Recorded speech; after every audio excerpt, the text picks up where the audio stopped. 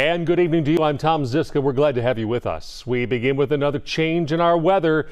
Be a lot less cold, a lot more wet too. Meteorologist John Dawson has a first look tonight. Hello, JD. You know, and I don't always break out the meteorological term yucky. There you go.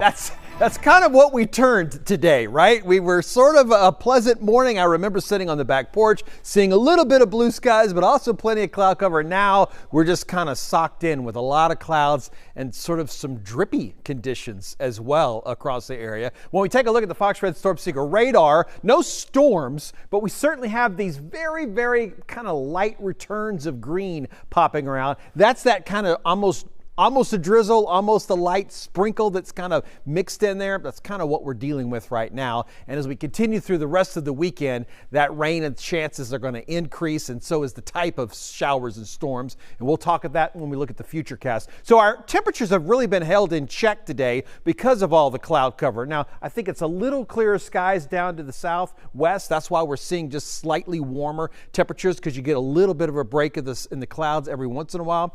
But what we have happening is this is a weak front that really is going to be moving more from the west to the east than diving down to the south. We're going to catch the end of that front. And in the upper levels of the atmosphere, we've got a lot of moisture that's streaming in across from the Pacific. And all of that moisture with that front kind of moving on in, it's going to squeeze out some of those showers and eventually even to get some few storms kind of mixed in tomorrow in the afternoon. So here's a look at that futurecast as we kind of dive into things. We're certainly looking for more of those light showers to be taking place as we move through the evening, getting a little bit even more organized somewhat. But as we get into tomorrow morning, it's more just a widespread shower here or there, isolated little bit of a downpour. But in the afternoon, that front starts to come in and we get more of that line that becomes a little bit more organized. It shouldn't become organized enough that we're looking for severe weather,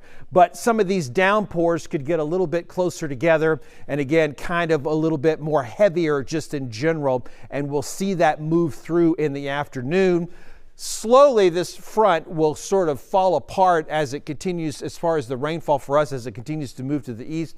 Overall, though, we're looking at 1 to 2 inches. Some isolated areas could pop in maybe that 3 to 4 inch range, but should be manageable overall. But the Weather Prediction Center does recognize the fact that maybe the same spot getting hit repeatedly could create some slight problems. So that 1 out of 4 risk for some short-term street flooding is something that's really for the majority of our area tomorrow. So in the 7-day forecast, I have a lot of days with higher rain chances. So we're certainly switching into more of a milder temperature and higher chances of rain. Tomorrow being the highest chances of rain overall, I think we're going to definitely see a lot of coverage. We'll break those down just a little bit on Monday and Tuesday. And then when we get into Wednesday, especially Thursday, kind of the end of the week, we ramp those rain chances back up. You'll notice, though, the temperature is very, very mild. The coolest morning is not until Saturday morning, and it's going to be in the upper 40s.